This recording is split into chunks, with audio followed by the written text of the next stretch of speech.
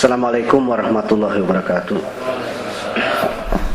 Salah satu dari 99 asma Allah itu adalah Al-Wakil. Artinya adalah yang maha mewakili, yang maha memelihara. Al-Wakil, tawakal dan sebagainya itu punya asal kata yang sama sebenarnya, yaitu wakala. Wakala itu menurut Profesor Dr. Quraisy Shihab, itu dia mengatakan bahwa yang namanya wakala itu adalah pengandalan kepada pihak lain tentang suatu urusan. Mengandalkan satu urusan kepada pihak lain itu namanya mewakilkan, tawakal, wakala. Nah, jadi kalau kita bicara tawakal, maka tawakal ala Allah itu berarti bahwa kita mewakilkan, menyerahkan segala urusan kita kepada Allah. Nah, dan kalau kita menyerahkan segala urusan kepada Allah, itu memang sudah seharusnya lah demikian, karena memang Allah tempat kembalinya segala urusan, dan Allah tempat mulainya segala urusan, dan Allah yang akan memelihara segala urusan. Wa huwa ala kulli syai'in wakil. Surat Al-An'am ayat 102, ataupun surat Al-Ahzab ayat 3, wa tawakkal 'alallah wa kafa billahi wakila. Maka bertawakallah kamu kepada Allah, dan cukuplah Allah menjadi wakil kamu. Jadi jelas bahwa di sini bahwa memang semua makhluk manusia harus mengembalikan segala urusannya itu kepada Allah, mewakilkan kepada Allah. Cuman yang menjadi pertanyaan adalah, apakah benar saya bisa mewakilkan urusan saya kepada Tuhan seperti saya mewakilkan urusan duniawi saya kepada wakil saya? Kan itu sama, akar katanya sama itu. Tapi bayangkan kalau saya mewakilkan, atau kita mewakilkan sesuatu kepada teman kita, kepada anak buah kita, ataupun bahkan kepada atasan kita, itu tidak mungkin segala urusan bisa ditangani oleh wakil kita. Namanya juga wakil, kan gitu kan. Namanya cuma wakil, dia mewakili saya saja dalam urusan itu saja. Atau andai kata pun kita memberikan segala, udah saya percaya kamu menjadi wakil saya untuk melakukan negosiasi misalnya, segala keputusan ada di tangan Anda. Toh kita masih memberi petunjuk-petunjuk, memberi segala arahan kepada dia untuk maju bernegosiasi misal. Tetapi ketika kita mewakilkan segala urusan kepada Allah, sudah, kita tidak ada apa-apanya lagi, silakan Allah. Tetapi yang harus menjadi perhatian kita adalah bahwa apa iya kita menyerahkan atau mewakilkan urusan kepada Allah, kemudian kita seolah-olah menganggap Allah itu seperti pesuruh kita, kan? Sudahlah, Allah lah yang ngurusin ontak saya, nggak usah saya ikat. Saya pergi dari rumah, kemudian saya buka pintunya, nggak usah dikunci. Sudahlah, itu diurusin oleh Allah itu. Itu tentunya adalah suatu pemahaman tawakal yang salah. Nah, kalau kita tilik kata tawakal dan apa yang dikatakan Allah soal tawakal dalam Al-Quran, dan apa yang dikatakan oleh Rasulullah di dalam tawakal, mungkin nanti akan kita bahas ini. Itu sebetulnya di dalam tawakal itu ada dua dimensi. Yang pertama adalah bahwa Allah adalah tempat bergantung segala urusan, maka kita mewakilkan atau menyerahkan segala urusan kepadanya, mengembalikan segala urusan kepadanya. Itu yang dimensi pertama, sehingga tidak logis, tidak rasional kalau ada yang merasa kurang, ada yang merasa iri kepada temannya. Kan kita sudah mewakilkan kepada Allah, sepenuh-penuhnya dong kita wakilkan segala urusan. Kan kita sudah menyerahkan kepada Allah untuk membagi rezeki kita.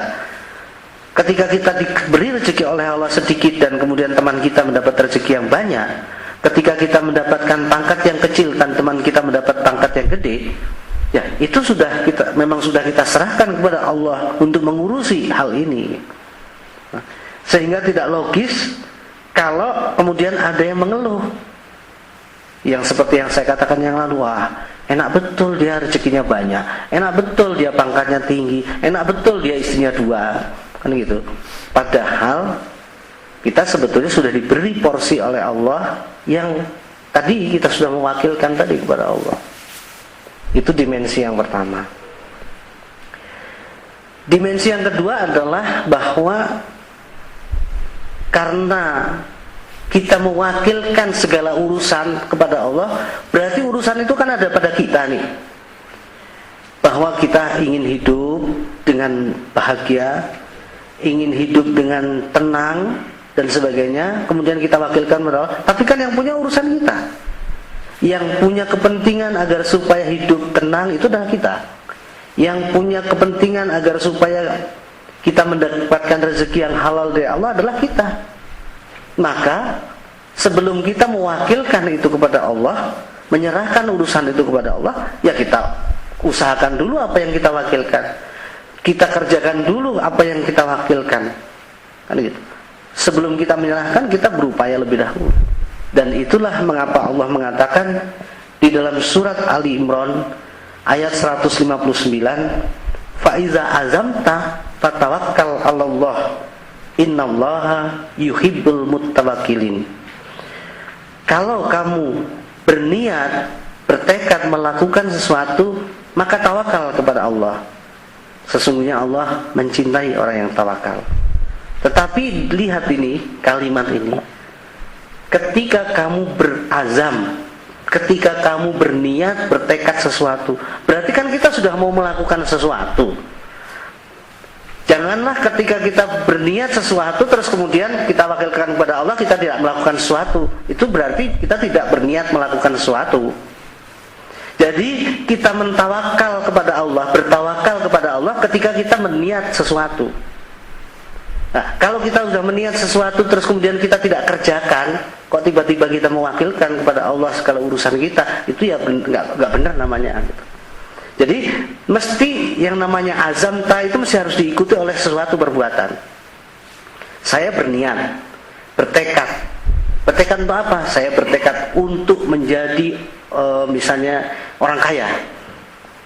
Nah, kemudian ya Allah jadikan saya orang kaya. Itu namanya bukan mewakilkan namanya. Itu memang sudah betul-betul ya sudah urusan Allah itu, saya tak diam aja gitu kan.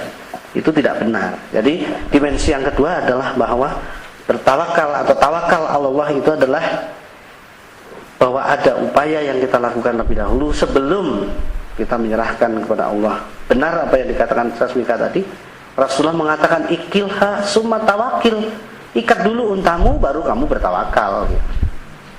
Nah itu saya kira pendapat dari saya yang saya nukil dari beberapa ayat Al-Quran. Mungkin ada pendapat lain atau pertanyaan lain, silakan.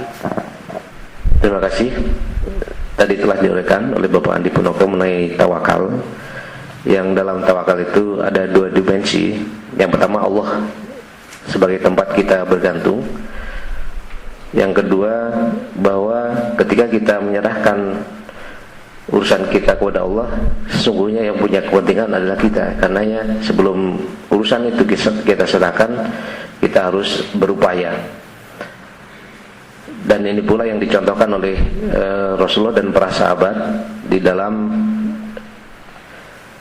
Sirah Nabawiyah, bahwa Rasulullah berjuang dengan tenaga, dengan harta, bahkan dengan jiwa-jiwa para sahabat, sehingga banyak sahabat yang gugur, terluka dan sebagainya, baru kemudian perjuangannya mendapatkan kemenangan. Artinya kalau Allah, Rasulullah pada saat itu tidak hanya menyerahkan pada Allah menunggu kemenangan begitu saja, tetapi ada upaya-upaya untuk meraihnya.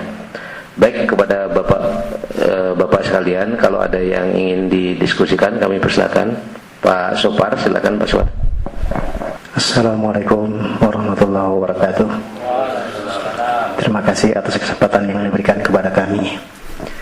Mengenai tawakal ini mungkin perlu kami pertanyakan sedikit kepada bahwa yang pertama, kadang-kadang kita tawakal ini sudah berusaha, sudah maksimal memang, sudah berbagai upaya, berdoa juga. Nah, pada suatu ketika kan gagal Pak, gagal kita. Tapi saking kita latahnya tetap berdoa, yang diminta itu masih tetap kita lakukan berdoa. Nah, namun alhamdulillah pada suatu ketika kita memang tetap tawakal, arti tetap kita tabah menghadapi ini. Namun artinya kekecewaan itu tetap ada. Nah, kekecewaan yang kami maksudkan ini, apakah ada rasa kita bersalah kepada Allah?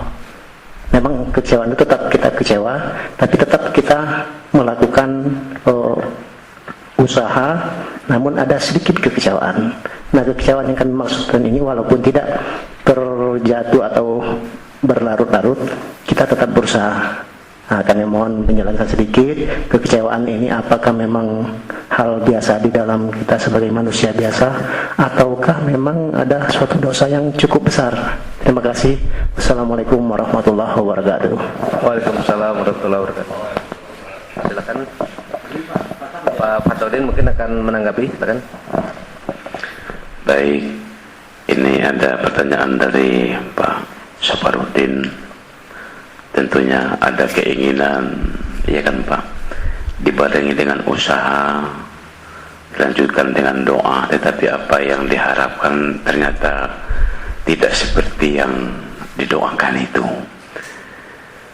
Jadi memang Allah Subhanahu wa taala sudah berfirman dalam Al-Qur'anul Karim, A'udzubillahi minasyaitonirrajim, Bismillahirrahmanirrahim.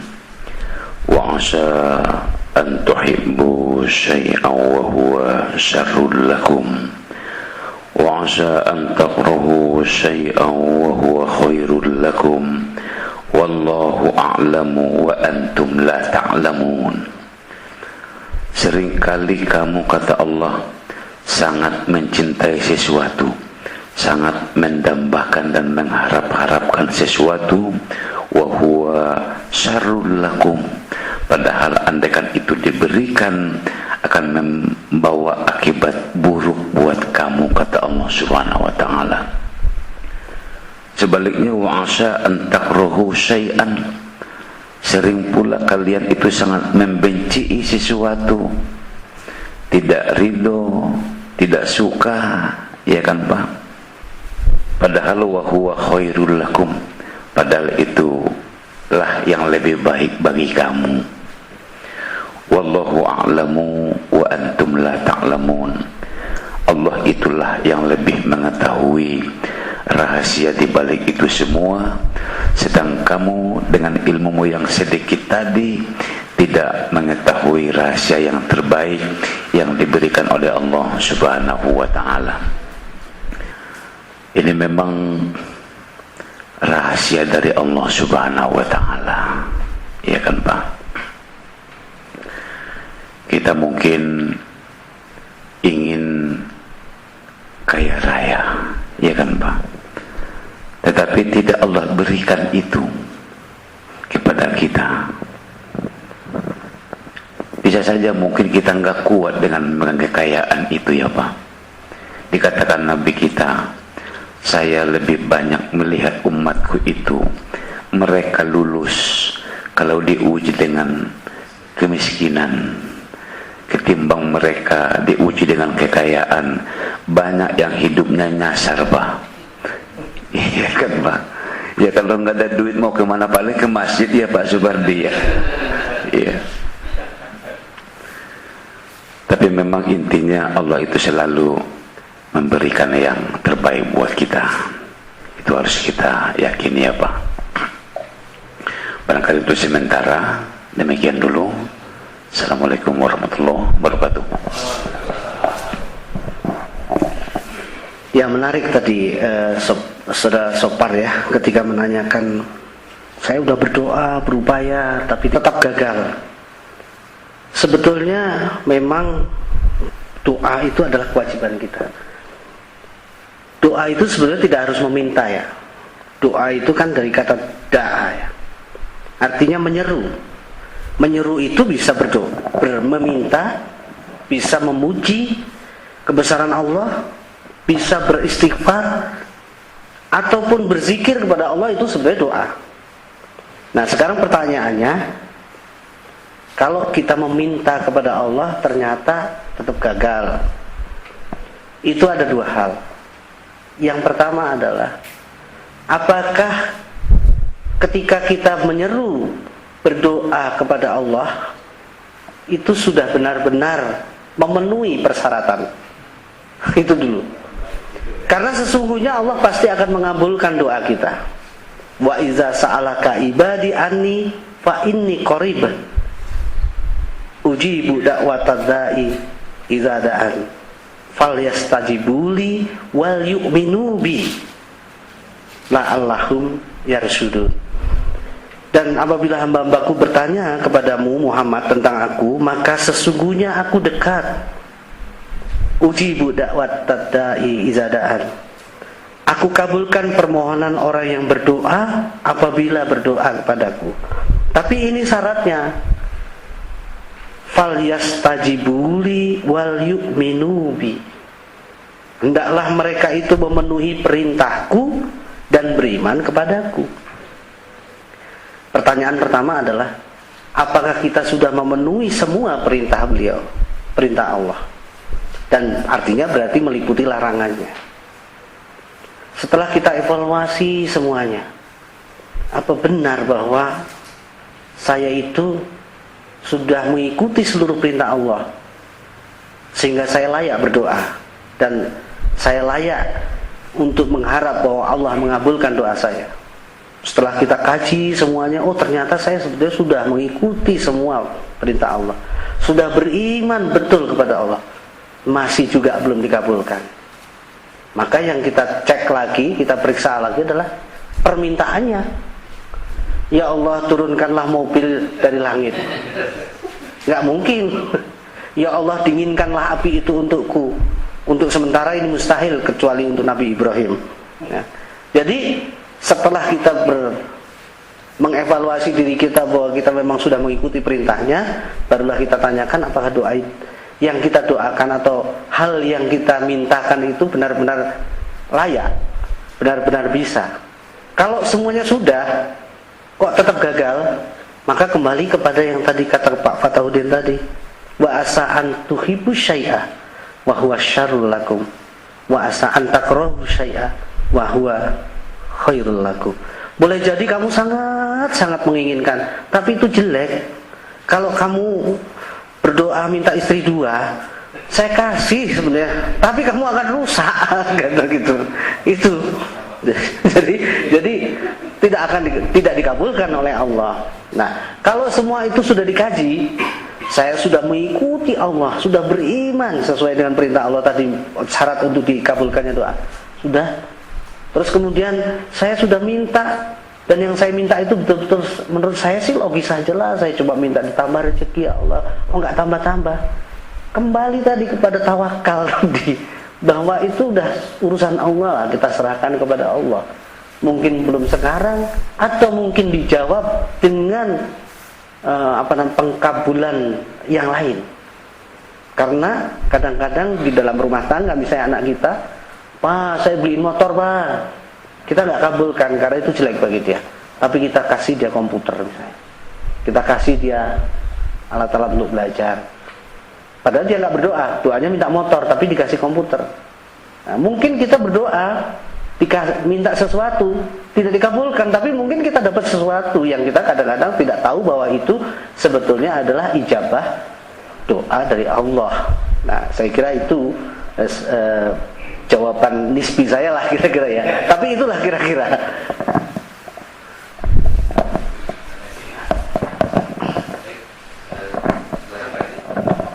Baik, terima kasih Pak Sas.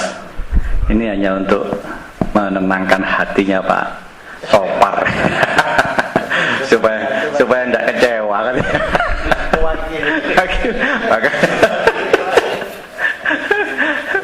Jadi Asabar kita ingat bahwa ud'uni astajib lakum, kata Allah. Mintalah pada aku akan kau beri. Nah, kembali kepada yang disampaikan Pak Asabar tadi bahwa masih ada kekecewaan di situ. Nah, itu ya. Saya ingat satu kejadian yang terjadi pada kawan saya, kawan akrab saya. Di dalam bekerja dia ingin mencapai karir yang tinggi, kedudukan jabatan. Tetapi doanya beliau ini tidak pernah kecapean, gitu loh. Katakanlah dia ingin jadi ADM, dia cuma dapat jadi kepala urusan saja, gitu. Namun demikian di sisi lain, putra-putranya ini jadi orang semua. Nah, ini satu hal yang kita tidak menghendaki itu pada awalnya. Ketika kita diberi sesuatu oleh Allah yang lain, itu menjadikan kita lebih bangga.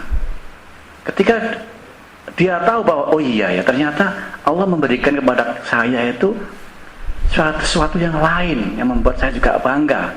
Karena apa? Saya bekerja untuk anak saya. Ketika saya menginginkan sesuatu, karir saya nggak tercapai, tapi anak saya jadi semua. Nah, inilah yang salah satu contoh nyata bahwa ketika kita minta kepada Allah, ya kita serahkan pada Allah. Kalau memang itu diberikan kepada kita, alhamdulillah. Tapi ketika dikasih, jangan kita kemudian kecewa. Tapi yakinlah bahwa Allah akan memberikan sesuatu yang lain. Dan itu tidak baik untuk bapak, gitu. Jadi ketika kenapa antara doa dan tawakal nih ya. Maka saya sarankan, kalau kita berdoa itu nggak usah terlalu detail. Nggak usah ya Allah saya minta mobil, terus udah habis sholat minta, dan nanti sholat asar itu sholat zuhur, sholat asar bilang ya Allah menyambung doa saya tadi kalau bisa mobilnya warna merah. Terus nanti berdoa lagi Isa, ya Allah kalau bisa mobil warna merah dan kalau bisa yang metik. Wah, ada. Jadi tidak usah terlalu detail. Saya hanya ingin menyampaikan bagaimana strategisnya doa-doa orang-orang yang dicintai oleh Allah. Beliau tidak pernah berdoa itu sampai mendetail. Maka tadi yang saya katakan doa itu bukan langsung bukan arti meminta. Dan Allah tahu kok. Wa na'lamu ma tuwaswisu bihi nafsu. Sebetulnya Allah itu tahu kok yang dibisikkan di hati kita itu. Sehingga marilah kita berdoa yang strategis, sehingga kalau toh Allah tidak mengabulkan, kita bisa oh iya Allah mengabulkan rupanya doa saya. Kamu doa apa? Saya doa keselamatan, ternyata saya dikasih keselamatan, misalnya begitu kan. Coba ini salah satu, ketika Nabi Yunus, beliau setelah melakukan sedikit kesalahan lah, beliau kan mengatakan wahai kaumku, kalau dalam 3 hari kamu tidak bertobat kepada Allah, maka engkau akan dilaknat oleh Allah. Kemudian Nabi Yunus pergi dari situ untuk menghindari laknat di kampung itu kan. Setelah ditunggu 3 hari, ternyata kampung itu tidak dilaknat oleh Allah. Maka Nabi Yunus kecewa. Beliau menyeberang ke daerah lain atau ke negara lain, menaiki sebuah perahu bersama-sama dengan penduduk di sana yang akan menyeberang ke negeri lain. Di tengah jalan Allah menegur Nabi Yunus. Maka kita semua tahu ceritanya bahwa pada saat itu perahu oleng, dan setelah diundi Nabi Yunus lah yang harus keluar dari perahu, dan berkali-kali diundi sampai yang ketiga tetap keluar nama Nabi Yunus yang harus keluar dari perahu, dan beliau dibuanglah ke laut agar supaya perahu tersebut tidak oleng dan tidak badai. Kemudian dengan kasih sayang Allah, maka Nabi Yunus ditelan oleh ikan paus selama 3 hari 3 malam di sana. Apa yang didoakan Nabi Yunus? Nabi Yunus tidak mengatakan ya Allah tolong keluarkan aku dari perut ikan paus ini. Enggak begitu doanya. Doa beliau adalah la ilaha illa anta subhanaka inni kuntu minadz zalimin. Penyesalan, dan itu terus yang diulang-ulang beliau, la ilaha illa anta subhanaka inni kuntu minadz zalimin. Tidak ada Tuhan selain engkau, maha suci engkau, dan sesungguhnya aku adalah orang yang zalim. Beliau menyesali karena dia telah berbuat zalim, dia kecewa kepada Allah. Padahal beliau tidak tahu bahwa sebetulnya kenapa 3 hari kemudian Allah tidak melaknat kampung itu, karena ternyata penduduk di kampung itu sudah bertaubat semua gitu loh. Nah, dengan doa Nabi Yunus tersebut, maka Allah berkemurahan untuk mengeluarkan beliau dari perut ikan paus. Tapi beliau tidak pernah minta dikeluarkan dari perut ikan paus. Ketika Nabi Ayub, seorang rasul yang kaya raya, hartanya banyak, anaknya banyak, istrinya cantik, dan segala hal dia punyai, kemudian dia ditimpa kemalangan. Hartanya habis, istrinya pergi, kemudian anak-anaknya meninggal satu persatu, dia sakit parah, sakit kusta.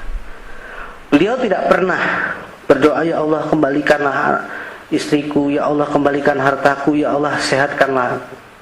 Tetapi apa yang dia doakan? Rabbi anni masaniya dzurru wa anta arhamur rahimin. Ya Allah, sesungguhnya aku ditimpa penyakit dan Engkau adalah Maha Penyayang dari segala yang penyayang. Dia tidak minta agar kembali hartanya, sakitnya sembuh, enggak. Dia cuma bilang begitu, anni masaniya dzurru wa anta arhamur rahimin. Ya Allah, aku ditimpa penyakit dan Engkau adalah Maha Penyayang di antara yang penyayang. Artinya dia malah memuji Allah, kan, tidak berdoa supaya disembuhkan penyakit. Dan dengan doa itu Allah mengabulkan atau Allah mengembalikan semua kejayaannya. Dia diberi kesehatan, hartanya kembali, istrinya kembali, anaknya kembali. Artinya doanya strategis. Andai kata pada saat itu Allah tidak mengembalikan hartanya atau bahkan tidak menyembuhkan Nabi Ayub tidak akan kecewa, karena memang dia tidak berdoa untuk disembuhkan. Dia tidak berdoa atau dia tidak meminta Allah agar supaya mengembalikan hartanya. Tapi kalau ketika itu Nabi Ayub mengatakan, ya Allah kembalikanlah hartaku, dan kemudian tidak kembali hartanya, kemudian dia berdoa, ya Allah sembuhkanlah aku, dan dia tidak sembuh, dia pasti kecewa, kan? Tapi karena beliau tidak berdoa itu, Allah malah mengabulkan. Ini sama dengan kalau di rumah kita yang punya anak-anak ini, kadang-kadang ada anak kita itu ada yang cerewet, minta ampun gitu ya. Saya punya anak perempuan, kalau udah minta dari pagi sampai sore bisa diulang 10 kali gitu. Tapi yang laki sama sekali nggak pernah minta. Dia pernah bertengkar dengan kakaknya hanya gara-gara dia tidak punya modem. Kakaknya punya flash, dia tidak punya, dia rebutan gitu. Saya tanya, kenapa kamu kok rebutan komputer? Terus kakaknya yang bilang, itu alamas ngerebut flash saya. Terus saya tanya, kenapa kamu kok ngerebut? Ya ini ada PR, harus buka internet, nggak dapat, makanya saya minta. Tapi dia nggak minta flash itu. Nah, dengan dia tidak minta flash itu dan saya tahu dia butuh, betapa hati saya terketuk gitu ya. Aduh, anak ini harus saya belikan ini flash. Besok pagi-pagi nggak sempat nunggu siang, saya belikan itu flash. Nah, itulah Allah, kemurahan Allah itu begitu. Jadi kalau toh kita berdoa, saya cuma berpesan nggak usah terlalu rinci, tapi yang strategis gitu. Dan Allah insya Allah mengabulkan kalau syarat-syarat doa tadi sudah dipenuhi. Ini antara doa sama tawakal nih.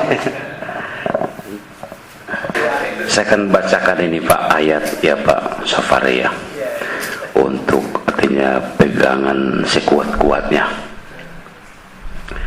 Pada surat At-Talaq Allah berfirman mengenai tawakal ini yang berbunyi, Bismillahirrahmanirrahim, wa may yatawakkal 'ala Allahi fahuwa hasbuh innallaha balighu amri qad ja'alallahu likulli syai'in qadara.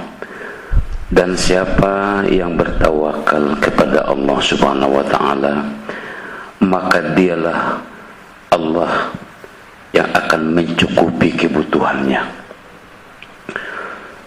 Innallaha balighu amri, sesungguhnya Allah yang akan menyampaikan segenap urusan Dia. Qad ja'alallahu likulli syai'in qadara, sungguh Allah telah menjadikan tiap-tiap sesuatu itu ada takdirnya. Barangkali demikian ya Pak, untuk saling mengobati ini, ya kan Pak ya. Assalamualaikum warahmatullahi wabarakatuh.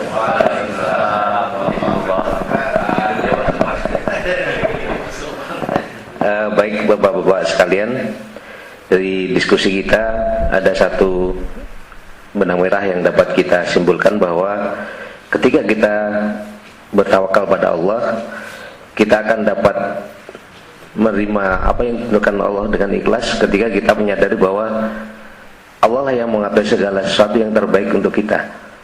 Kewajiban kita hanya berusaha, tetapi Allah lah yang menentukan, karena Allah paling tahu terhadap apa yang sebaiknya ditetapkan untuk kita. Untuk itu, agar kita bisa menjadi orang yang bertawakal pada Allah, kita harus berprasangka baik pada Allah, dan kita ikhlas menerima apa yang telah ditentukan Allah kepada kita. Bapak-bapak sekalian, kita akhiri pertemuan kita dengan membaca hamdalah, alhamdulillah rabbil alamin, subhanakallahumma wa bihamdika asyhadu an la ilaha illa anta astaghfiruka wa atubu ilaik. Assalamualaikum warahmatullahi wabarakatuh.